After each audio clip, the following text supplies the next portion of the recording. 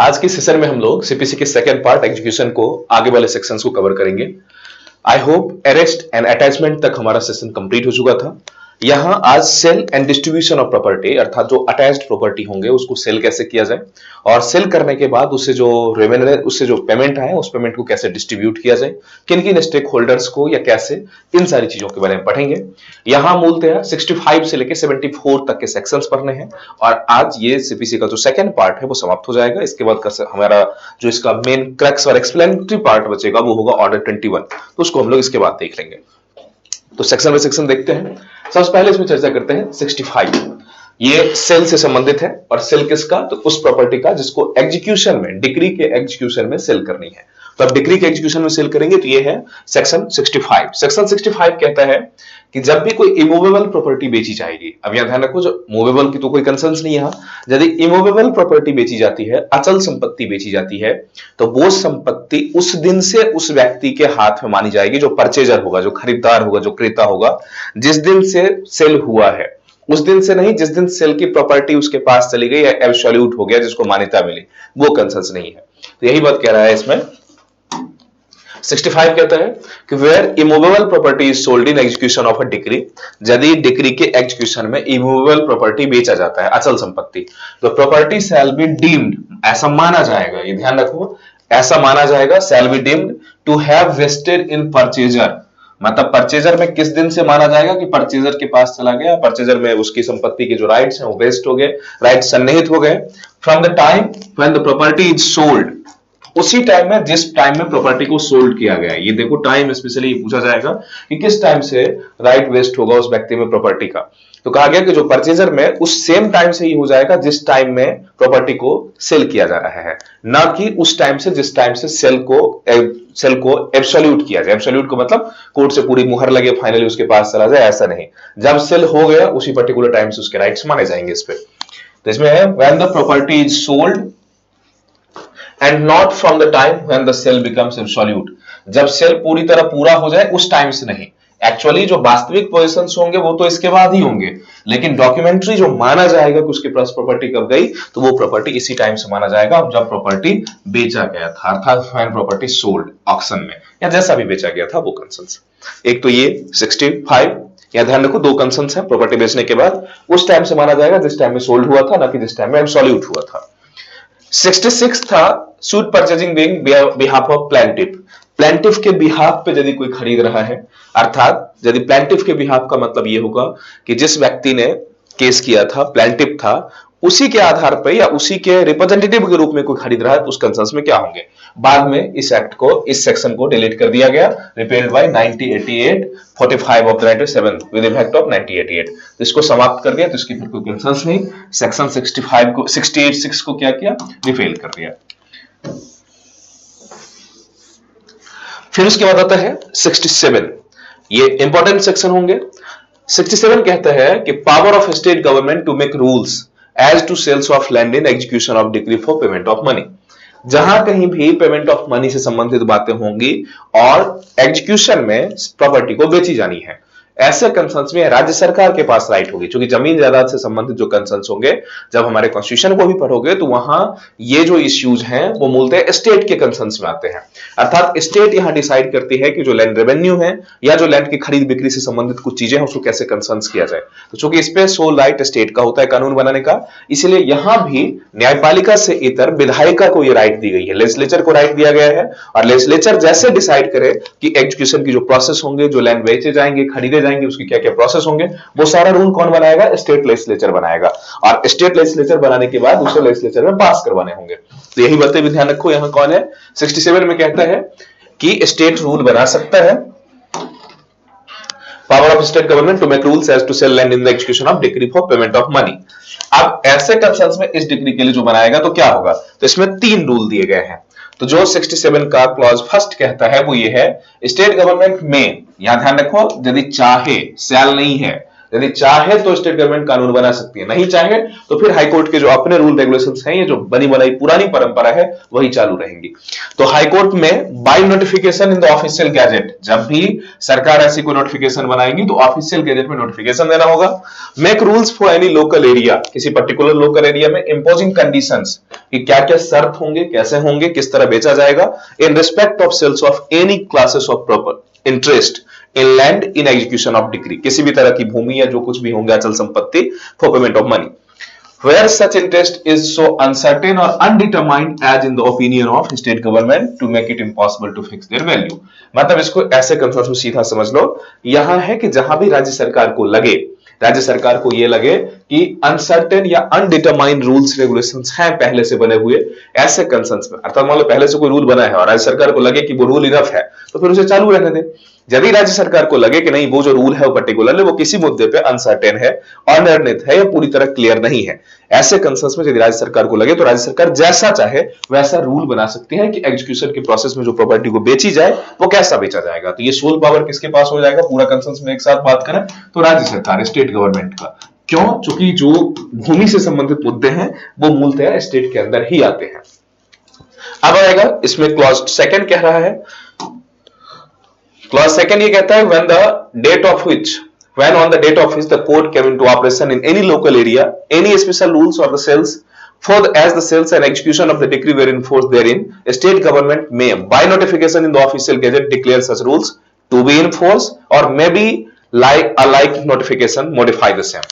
मतलब ये होगा, हमने भी कहा कि जो पहले से चली आ रही रूल है उसको स्टेट गवर्नमेंट चाहे तो कंटिन्यू कर सकती है, यदि लगे कि नहीं वो रूल क्लियर नहीं है या आज टाइम बीइंग के कंसर्न्स में, टाइम के जो कंसर्न्स हैं उसमें वो रूल इनफ नहीं है, ऐसी परिस्थिति में यदि बदलाव की नीड आए तो राज्य सरकार इस कानून को, इस नियम को बदल सकती है उस एक्सटेंट तक जिस एक्सटेंट तक उसे लगे, उस हद तक जिस हद तक उसे लगे कि बदलना जरूरी है। यही बात कह रहा है कि on the date of which, मतलब जिस दिन इसको एग्जीक्यूट किया जाएगा, जिस दिन ऑपरेशन में लाया जाएगा, इन एनी लोकल एरिया, किसी लोकल एरिया में यदि any special rules to sale in execution of decree where in the force there in, यदि वहां कोई रूल पहले से है, मान लो जिस एरिया से संबंधित है उस एरिया में यदि ऐसा कोई रूल पहले से वर्तमान है, द स्टेट गवर्नमेंट में, अब स्टेट गवर्नमेंट यदि लगे चाहे तो by notification in the official gazette declare कर सकता है, क्या कर सकता है, such rules to be in force, वो जो रूल, वो जो नियम जो पहले से उस इलाके में है, और मे बी लाइक नोटिफिकेशन, जैसा भी नोटिफिकेशन में हो, मॉडिफाई द सेम, अर्थात ये होगा कि राज्य सरकार डिसाइड कर सकती है कि वो जो पुराना रूल है वो या तो चालू रहे, लागू रहे, या फिर उसमें कोई बदलाव करनी है, मॉडिफिकेशंस की नीड है तो उसे बाय नोटिफिकेशन, मतलब जो कुछ भी होंगे ये सारे नोटिफाइड तरीके से होंगे।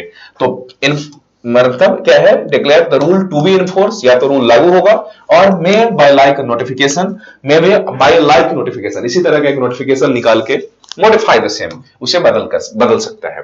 तो रूल क्लॉज फर्स्ट क्या कह रहा है कि राज्य सरकार के पास नियम होंगे, क्लॉज सेकंड कह रहा है कि यदि पुराना कोई रूल है तो उसे लगे तो राज्य सरकार बदल सकती है, उसे कंटिन्यू भी कर सकती है, नया भी कनेक्ट कर सकती है, कंटिन्यू भी कर सकती है, बदल भी सकती है। अब इसी में इसका क्लेरिफिकेशन दे रहा है, every notification issued in the exercise of power conferred by this subsection, ये जो इस सबसेक्शन के थ्रू, ये जो सबसेक्शन 2 है, इस सबसेक्शन के थ्रू में जो पावर दिया गया है, क्या पावर दिया गया है, या तो कंटिन्यू कर दे उसे या मॉडिफाई कर दे जैसा लगे पुराने रूल को।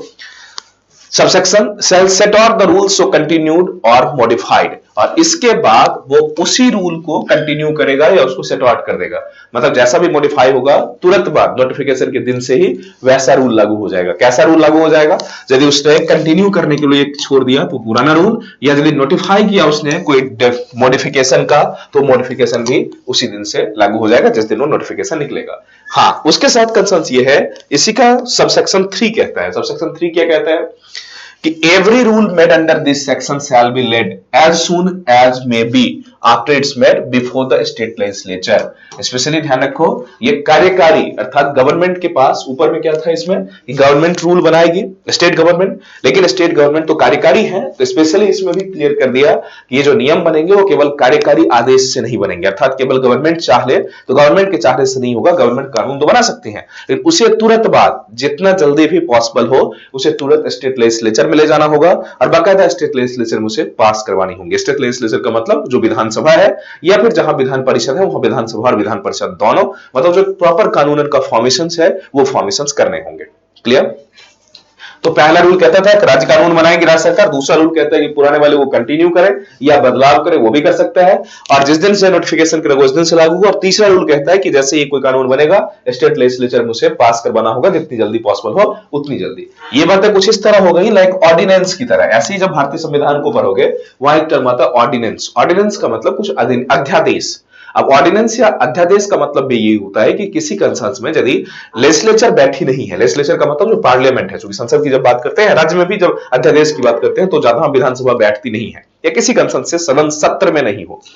तो यदि सदन सत्र में नहीं हो या जो संसद सत्र में नहीं हो, ऐसे कंसर्न में यदि सरकार को लगे कुछ आवश्यक है तो राष्ट्रपति या राज्यपाल, जहां भी जरूरत हो, मान लो यदि केंद्र की बात है तो राष्ट्रपति, या राज्य की बात है तो राज्यपाल, सरकार के या मंत्रिमंडल के संस्तुति पे, मंत्रिमंडल के रिकमेंडेशन पे ऐसा कुछ कानून बना सकती हैं। और उस कानून की वैलिडिटी तभी तक होती है जब तक कि स्टेट लेजिस्लेचर या जो पार्लियामेंट है वो बैठती नहीं है। हाँ, उसके बैठने के 6 महीने के अंदर या उसके पर्टिकुलर टाइम, अलग अलग कंसर्न्स में हो तो इस पर्टिकुलर टाइम पीरियड के अंदर उसको स्टेट लेजिस्लेचर को पास करना होगा या सेंट्रल लेजिस्लेचर को पास करना होगा। यदि पास हो गया तो ठीक, वरना अध्यादेश स्वतः ही समाप्त हो जाता है।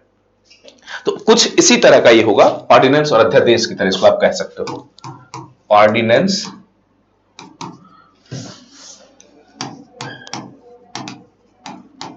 या अध्यादेश। अध्यादेश भी ऐसे ही होता है। कौन जारी करता है?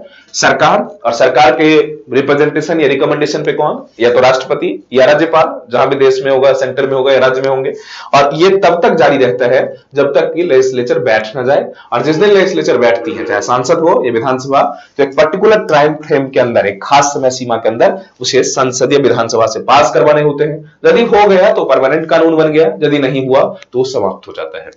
तो ये भी कंसर्न है। तो ये कुछ इसी तरह का है कि स्टेट गवर्नमेंट चाहे तो जब ये बना, यहां ध्यान रखो ये अध्यादेश नहीं है, लेकिन अध्यादेश की तरह ही है कि सर जब भी कहीं भी ऐसा कंसर्न बने कि सरकार यदि कानून बनाती है और बाद में कहा जाता है कि उसे संसद से या विधानसभा से पास करवाने होंगे, इसका मतलब वो अध्यादेश की तरह वर्क करता है।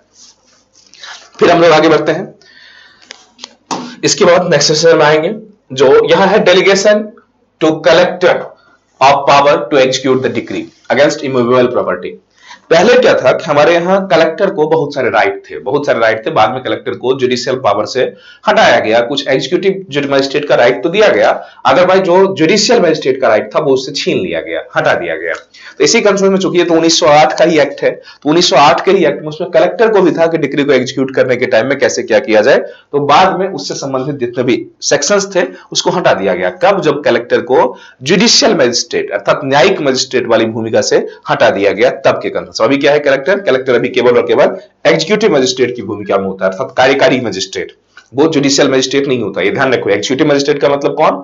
जो एग्जीक्यूटिव मजिस्ट्रेट कोई भी हो सकता है। आगे हम लोग सीआरपीसी में भी इस बात की चर्चा करवाएंगे। एग्जीक्यूटिव मजिस्ट्रेट का मतलब जिसे किसी पर्टिकुलर कार्य को तत्काल लॉ एंड ऑर्डर आदि को संभालने के लिए दिया जाए। ये कोई पुलिस ऑफिसर भी हो सकता है, सामान्यतः जिला का जिलाधिकारी डीएम ही होता है, या फिर जहां महानगर एक्सेट्रा की बात करें तो वहां का जो पुलिस प्रमुख होता है, पुलिस कमिश्नर होते हैं, वो इसका प्रमुख होता है, कार्यकारी मजिस्ट्रेट होता है।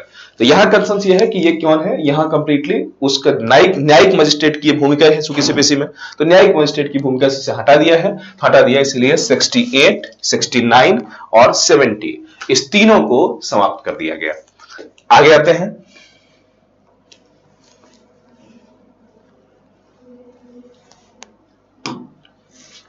(72) भी समाप्त कर दिया गया। टोटल 68 से लेकर 72 तक टोटल समाप्त कर दिए गए। अब इसके बाद लौटते हैं हम लोग जो प्रॉपर्टी है। अब डिस्ट्रीब्यूशन ऑफ एसेट की बात करें कि जो एसेट्स है अर्थात जिसको आपने एग्जीक्यूट किया है उसका डिस्ट्रीब्यूशन कैसे करेंगे। मान लो कोई प्रॉपर्टी है जिसपे डिक्री आई है कि उसे सेल किया जाए। अब सेल किया जाए तो उससे मिलने वाले जो अमाउंट्स होंगे, जो राशि होंगी, उसको कैसे बांटा जाए, उसके अधिकार किस किस पे होंगे, कैसे नहीं होंगे। इसमें 2-3 कंसर्न्स पहले समझो, फिर आगे चलेंगे। जैसे मान लो एक ही जजमेंट डेब्टर, एक ही व्यक्ति जिसके खिलाफ जजमेंट आया है, डिक्री आई है, उसी व्यक्ति के खिलाफ 3-4 अन्य लोगों को और भी डिक्री मिली है। मतलब एक तो आपने केस किया था, आपकी डिक्री मिली, तो जो जजमेंट डेब्टर है उसकी प्रॉपर्टी बेच के आपको सारी उसकी जो कंसर्न्स है उसको पूरा किया जाएगा।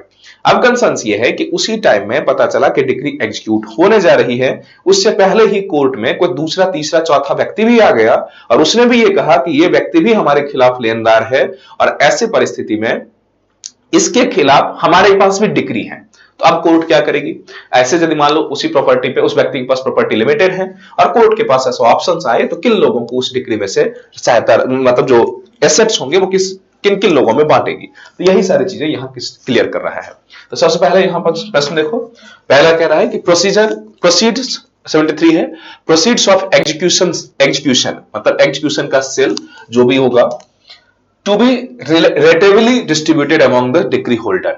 मतलब रेटेबली डिस्ट्रीब्यूटेड का मतलब ये होगा कि वो जो प्रॉपर्टी मिलेगा जो सेल करेगा या एग्जीक्यूशन ऑफ द डिक्री में वो रेटेबली डिस्ट्रीब्यूटेड का मतलब उसी आनुपातिक रूप से बांटा जाएगा जिसका जो कंसर्न्स होंगे, अर्थात रेटेबली का मतलब जिसकी एक प्रेफरेंस होंगे, हायरार्कीज होंगी या जिसका जो आनुपातिक होगा। अब ऐसा तो नहीं मान लो 4 लोग हैं और प्रॉपर्टी बहुत कम है, पर्याप्त प्रॉपर्टी है तब तो सबको ओवरऑल दे दिया जाएगा, लेकिन जब प्रॉपर्टी ही लिमिटेड है लेकिन राइट बहुत अधिक है, ऐसे कर जैसे अभी आपने सुना होगा ना विजय माल्या वाले केस में, जब वो भाग गया यहां से तो सारे लोग पहुंचे उसकी प्रॉपर्टी छीनने के लिए, कोर्ट से एग्जीक्यूट करवाने के लिए। तो बाद में पता चला कि एक बैंक पहुंचा तो दूसरा बैंक भी पहुंच गया, तीसरा बैंक भी पहुंच गया, चौथा बैंक भी पहुंच गया, सबने कहा कि इसी प्रॉपर्टी पे हमसे भी लोन ले रखा है, इसी प्रॉपर्टी पे हमसे भी लोन ले रखा है।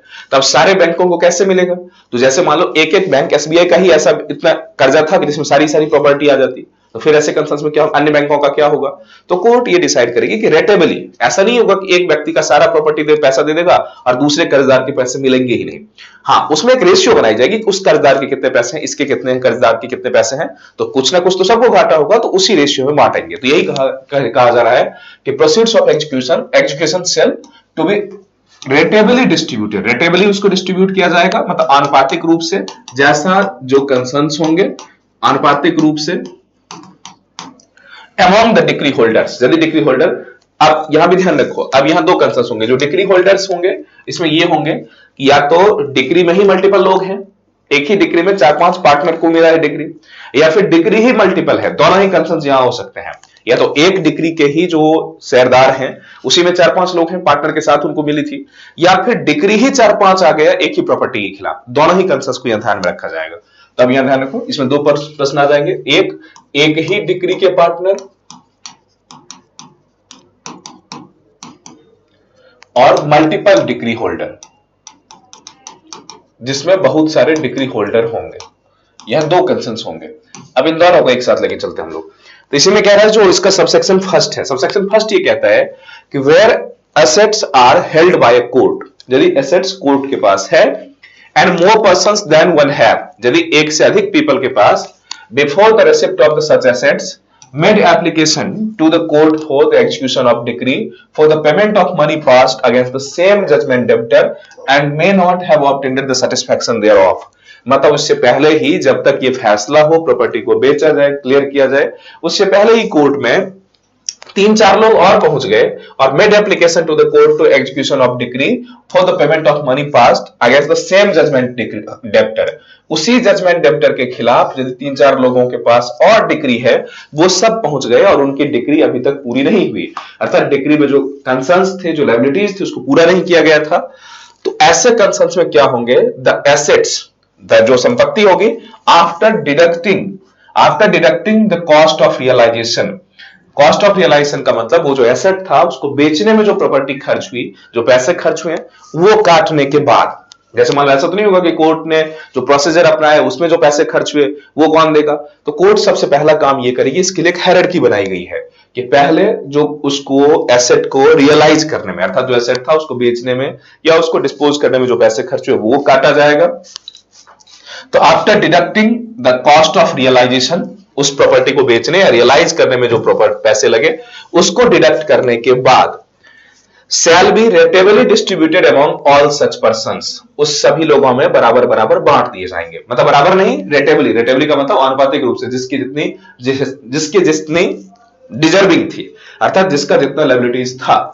अब यहां कंसर्न्स होंगे कि प्रोवाइडेड एज फॉलोज, हाँ इसमें कुछ नियम बनाने होंगे, यहां ध्यान रखो, पहले क्या करेगा कि डिडक्टिंग कॉस्ट, जो कॉस्ट ऑफ रियलाइजेशन है उसको माइनस करेगी, कोर्ट करेगा और उसके बाद उसको बांटा जाएगा। फिर है प्रोवाइडेड एज फॉलोज, कैसे, तो इसमें कुछ पार्ट बनाए गए हैं।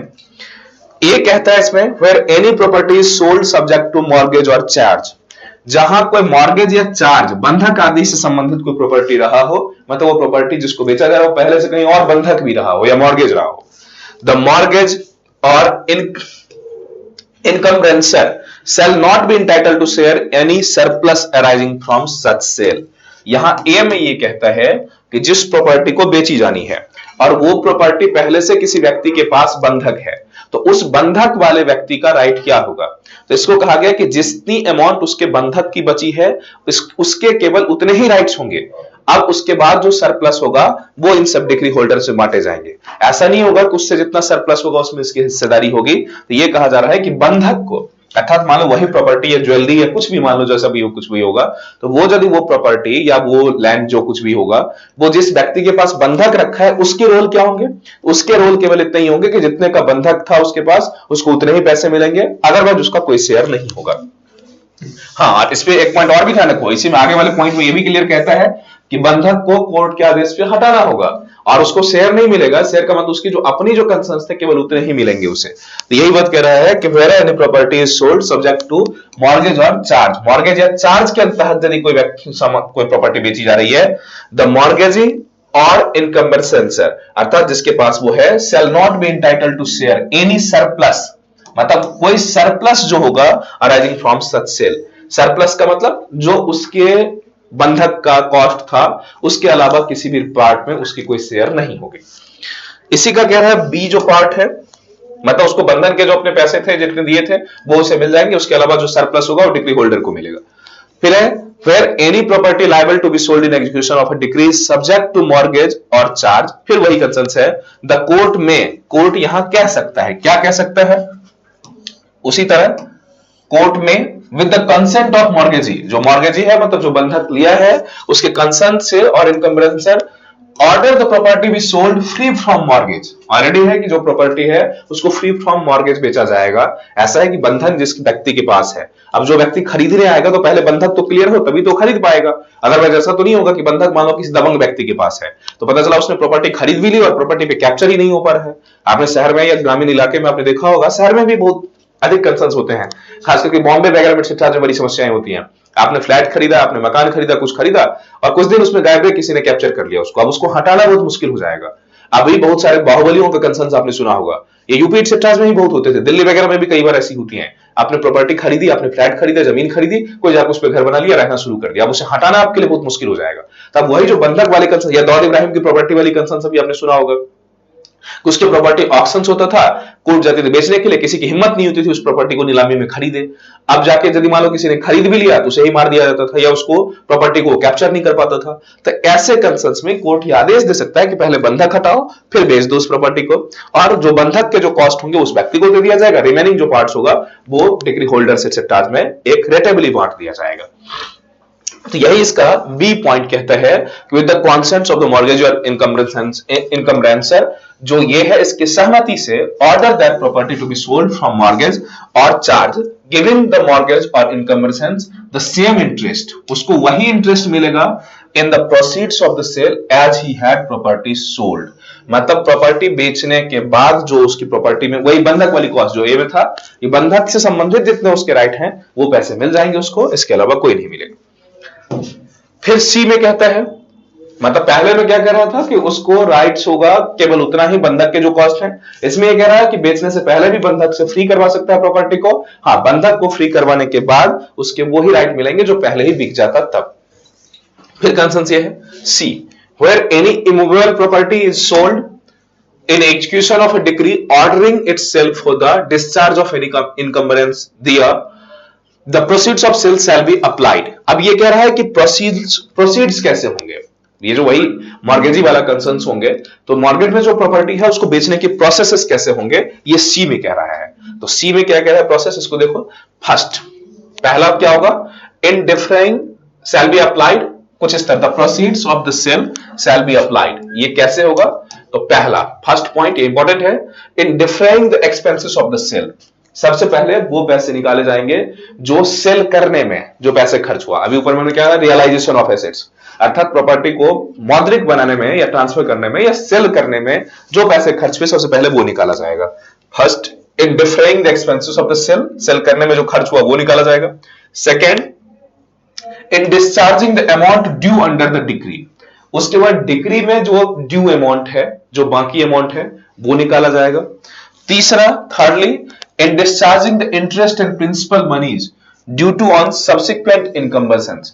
मतलब ये होगा कि कोई दूसरा भी बंधक वाला होगा, जैसे मैंने कहा ना एक ही प्रॉपर्टी को बंधक का भी बंधक हो सकता है, तो यदि कोई दूसरा बंधक होगा इफ एनी, तो उसके जो इंटरेस्ट या प्रिंसिपल मनीज है, मतलब उसके जो मूलधन है और इंटरेस्ट ड्यू बाकी है, उसको दे दिया जाएगा। थर्डली, पहले क्या किया गया, जो सेल का एक्सपेंस था वो निकाला गया, दूसरा जो डिक्री में ड्यू था वो निकाला गया, उसके बाद यदि पैसे बचते हैं तो thirdly in discharging the interest and principal moneys due on subsequent encumbrances, मतलब जो इसके बाद वाले इनकम्बरेंसेस है उसके जो प्रॉपर्टी पैसे बचेंगे उसमें, एंड फोर्थली चौथा, इसके बाद जो कुछ भी बचेगा वो चौथे में आएगा, rateably among the holders of decrees for the payment of money against judgment debtor.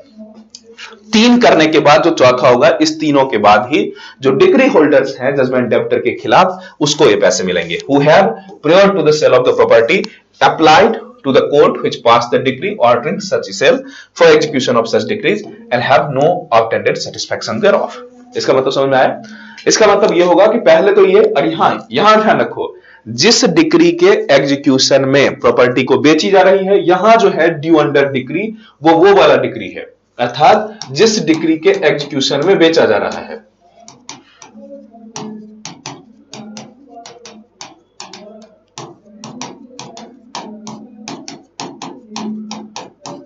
मतलब क्या होगा कि मान लो किसी एक डिग्री के एग्जीक्यूशन में प्रॉपर्टी बेची जा रही है, हाँ, उस प्रॉपर्टी के बेचने से पहले ही कोर्ट में कई सारे अन्य डिक्री धारक भी पहुंच गए जिनको अलग अलग केस में इसी व्यक्ति के खिलाफ डिक्री मिली थी और उनको भी प्रॉपर्टी चाहिए। तो पहले तो इसमें जो ड्यू है वो मिल जाएगा उसे, उसके बाद तीसरे में क्या था, बंधक वाले को पैसे मिले जाएंगे, चौथा में उसके बाद जो बचेगा तो अन्य डिक्री होल्डर्स जो भी हैं उन सबको रेटेबली बांट दिया जाएगा, किसके कितने बचे हुए थे उसी अनुपात में। Who have prior to the sale of the property। हाँ, इसमें भी एक बात ध्यान रखो, ऐसा नहीं होगा कि आपके पास डिक्री थी उस व्यक्ति के खिलाफ और जब आप नींद से जगे तभी आप पहुंच गए बताने के लिए। प्रॉपर्टी के सेल होने से पहले तक जिन जिन व्यक्तियों ने कोर्ट में आवेदन किया था, एप्लीकेशन दिया था, केवल उन्हीं को यह बांटा जाएगा।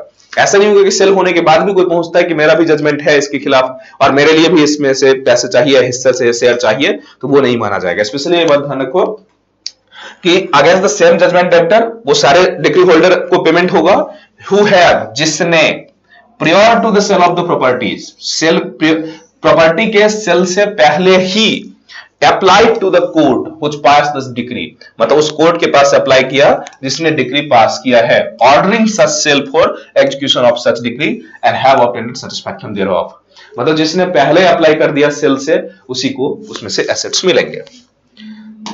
इसी का सबसेक्शन 2 कहता है where all or any of these assets liable to be ratably distributed under this section, जहां ये सारे के सारे प्रॉपर्टी रेटेबली डिस्ट्रीब्यूट किया जाना है। रेटेबली डिस्ट्रीब्यूट करने का मतलब ये हुआ कि उस रेशियो में जिसका आनुपातिक हिस्सा है उस आनुपातिक में बेचा जाना है।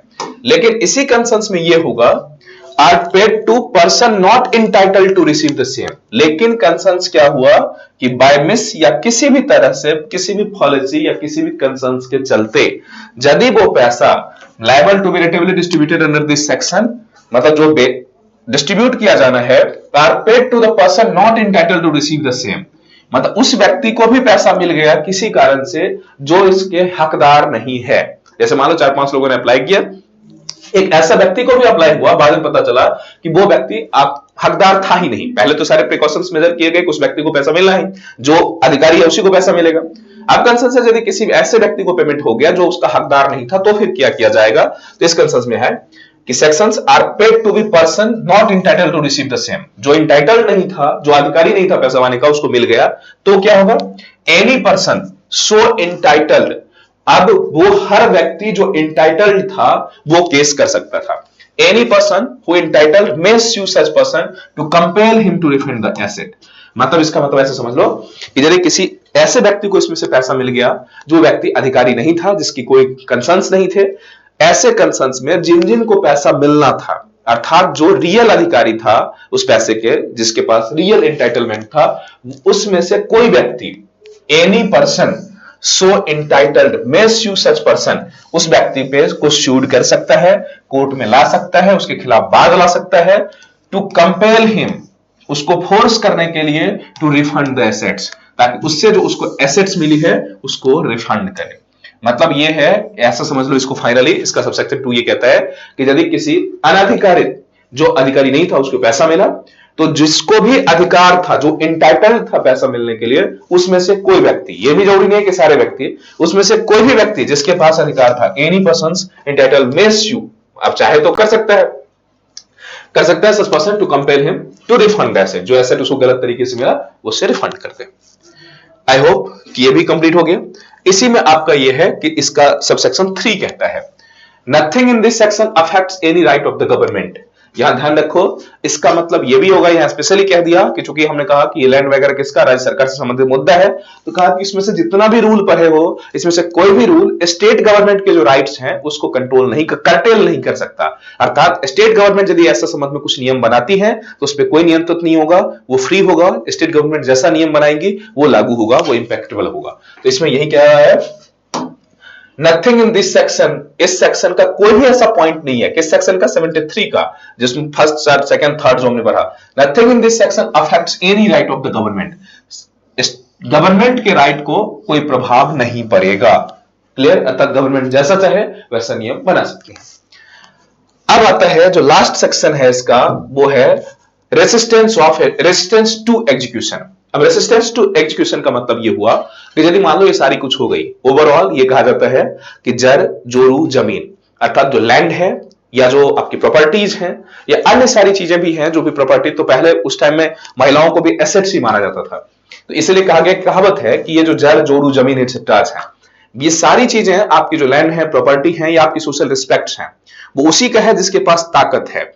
कोर्ट भी किसका है, ताकतवर व्यक्ति की ही है। भले ही हमारी न्यायपालिका ये कहती है कि वो सारी चीजें ठीक है, right to equality and so on है, लेकिन वास्तव में कुछ भी ऐसा नहीं है। कोर्ट में भी कौन पहुंच सकता है, वही व्यक्ति पहुंच सकता है जिसके पास तमाम पावर हो, शक्ति हो, एटसेट्रा। तो तमाम जजमेंट हो गया, सारा कुछ बिक गया, सारा कुछ होने के बावजूद भी एक दबंग व्यक्ति है जो उस प्रॉपर्टी को छोड़ नहीं रहा है। ऐसी परिस्थिति में क्या होगी, वास्तविकता तो यही है कि कुछ होगा ही नहीं, लेकिन कोर्ट के कंसर्न्स पे हम बात करें तो एक इसमें भी एक सेक्शंस बनाए गए कि यदि कहीं ऐसा हो जाए कि जो प्रॉपर्टी इसके तहत बेची गई है, जो प्रॉपर्टी इसके तहत बेची गई है या जैसा भी हुआ उसके एग्जीक्यूशन में उस परचेजर को या जो इंटाइटल्ड व्यक्ति है उसको उसका वास्तविक अधिकार में यदि प्रतिरोध करे, वो नहीं मिल पाए, तो क्या होगा। तो यही है रेसिस्टेंस टू एग्जीक्यूशन। मतलब जो एग्जीक्यूट होना था उसमें यदि रेसिस्टेंस हो, रेसिस्टेंस का मतलब उसमें यदि कोई प्रतिरोध हो तो क्या होगा। मतलब जो रेसिस्टेंस का मतलब, एग्जीक्यूशन का मतलब समझ में आया कि अभी तक जो भी नियम बनने थे वो हो गया, खरीद लिया, बेच लिया, जो भी करना था वो तो हो गया। अब इन सारी चीजों के बाद भी यदि उसमें प्रतिरोध हो तो क्या होगा। तो 74 का सेक्शन यही कहता है, रेसिस्टेंस टू एग्जीक्यूशन, उसको देख लेंगे। Where the court is satisfied, court satisfied हो that the holder of a decree for the possession of immovable property, जो अचल संपत्ति है उसको प्राप्त करने के लिए जो डिक्री होल्डर अधिकृत है वो, या फिर that the purchaser of immovable property sold in execution, या फिर उस प्रॉपर्टी को या तो डिक्री होल्डर या जिसने उस प्रॉपर्टी को खरीदा है वो व्यक्ति हैज बीन रेसिस्टेड, रोका गया, और obstructed in obtaining the possessions of the property by judgment debtor, रोका गया उस प्रॉपर्टी को कैप्चर करने से, किसके द्वारा, बाय जजमेंट डेब्टर और some person on his behalf, या तो जजमेंट डेब्टर के द्वारा या उसके किसी आदमी के द्वारा। एंड सच रेसिस्टेंस और obstruction was without any just cause, यहां स्पेशली ध्यान रखो, और वो जो रेस्ट्रिक्शन या ऑब्स्ट्रक्शन था वो बिना किसी विधिसम्मत बातों का था। जस्ट कॉज का मतलब यहां हो जाएगा विधिसम्मत कॉज। अब विधिसम्मत कॉज यहां जोड़ दिया गया तो इसका भी पहले कंसर्न समझ लो क्या होगा। यदि मान लो वो प्रॉपर्टी विवादित है या वो प्रॉपर्टी पे किसी के और के भी राइट्स हैं, तो यदि उसके पास कानूनी राइट्स हैं, इस कंसर्न में हो सकता है कि वो कोर्ट जाए और इस कंसर्न से फिर उस मुद्दे पे दोबारा सुनवाई होगी, ये राइट है। मान लो हो सकता है कि ऊपर के जितने भी प्रोसेस हुए हैं उसमें कुछ ग्लिच रहे हो सकता है कि उन ग्लिच के चलते एक दूसरा व्यक्ति भी उससे प्रभावित हो रहा हो और इसलिए वो व्यक्ति जो प्रभावित हो रहा हो वो इसमें ऑब्स्ट्रक्शन क्रिएट कर रहा हो, तो उसके पास जाने का राइट है कोर्ट में, तो वो तो जा सकता है। लेकिन यदि वो भी नहीं है, यही कह रहा है कि जस्ट कॉज, यदि कोई वैलिड कारण है कोर्ट के नजर में, उसके कारण उसे रोका जा रहा है, तब तो ठीक है, तब तो कोर्ट जाएगी, अलग से सुनवाई होगी। लेकिन यदि कोई जस्ट कॉज नहीं है, केवल दबंगई के चलते या केवल गलत मैल इंटेंशन के चलते ऐसा किया जा रहा है, तो फिर क्या होगा, द कोर्ट में, ऐसे कंसर्न्स में कोर्ट चाहे तो at the instance of the decree holder या परचेजर, वो जब कहे कौन, डिक्री होल्डर या purchaser, order the judgment debtor और such other person to be detained in civil prison, या तो उसे जेल सिविल प्रिजन में कैद करेगा for a term which may extend to 30 days. यहां ध्यान रखो, इसमें भी 30 दिन से ज्यादा का जेल नहीं हो सकता, 30 days, and may further direct that decree holder or purchaser be put into the possessions of the property। मतलब इसका फाइनल निष्कर्ष ये निकला कि उस प्रॉपर्टी को जिसने खरीदी है या जो डिक्री होल्डर है, यदि उसके अधिकार में आने से कोई व्यक्ति रोकता है और रोकने का कोई प्रॉपर कॉज नहीं है, चाहे वो व्यक्ति डायरेक्ट जजमेंट डेब्टर था या फिर उसका कोई आदमी था, लेकिन यदि उसका कोई प्रॉपर कॉज नहीं है, प्रॉपर कॉज है तो फिर क्या होगा, कोर्ट में ही है, कोर्ट पे उस तरीके से सुनवाई का आदेश देगा, उस तरीके से सूट करने की आदेश देगा जैसा उसको लगे। लेकिन यदि ऐसा कोई प्रॉपर कारण नहीं है और फिर भी उसे रोका जा रहा है, तो रोके जाने वाले व्यक्ति को मैक्सिमम 30 दिन तक सिविल कारागार में रखा जा सकता है। और लेकिन 30 दिन के उसके साथ साथ कोर्ट यह भी आदेश दे सकता है कि बाय फोर्स जो डिक्री होल्डर है या परचेजर है उसको इस प्रॉपर्टी पे अधिकार दिलाई जाए। क्लियर हो गया ये मुद्दा? हाँ, किसी भी कंसर्न्स में ये क्या है जो डेट में है वो 30 डेज तक एक्सटेंड हो सकता है। अब इसी से संबंध में हमें लगता है जो पूरा पार्ट 2 है, पार्ट 2 हमारा कवर हो गया। पार्ट 2 का जो डिटेल एक्सप्लेनेशन ऑलरेडी है, पार्ट ही बहुत एक्सप्लेनेटरी था। हमने सेक्स जो इसके रूल्स के भी कुछ पार्ट थे, ऑर्डर 21 के भी जो कंसर्न्स मुद्दा था उसको भी हमने यहां डिस्कशन कर ही दिया। हमें लगता है कि ऑर्डर 21 अनावश्यक रूप से विस्तृत है, जिसमें बात अनावश्यक पढ़ने की हमें बहुत आवश्यकता नहीं है। फिर भी हम एक लेक्चर लेंगे और पूरे 106 तक के जो रूल हैं, 106 रूल हैं, उसको जो रेलेवेंट पार्ट है उसको अलग अलग फॉर्मेट में हम लोग कवर कर लेंगे।